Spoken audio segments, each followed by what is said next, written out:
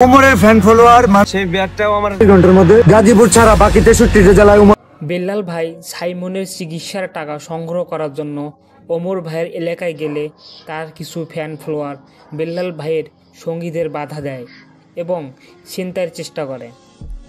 কিন্তু একজন বা দুজনের ভুলের জন্য পুরো মানুষটাকে দায়ী করা কতটা ন্যায়সঙ্গত?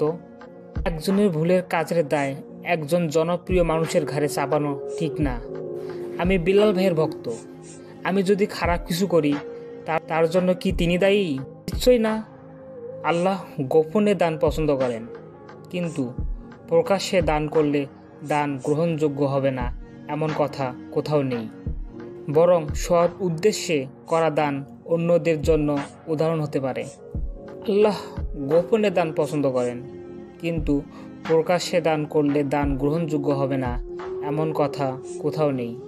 বরং সৎ উদ্দেশ্যে করা দান অন্যদের জন্য উদাহরণ হতে পারে। তাহলে আমরা কেন একে অপরকে টেনে নামাবো? কেন হিংসা, বিদ্বেষ, প্রতিহিংসা? আপনারা সবাই তো মানবতা ফেরিওয়ালা, অসহায় মানুষের পাশে দাঁড়ান।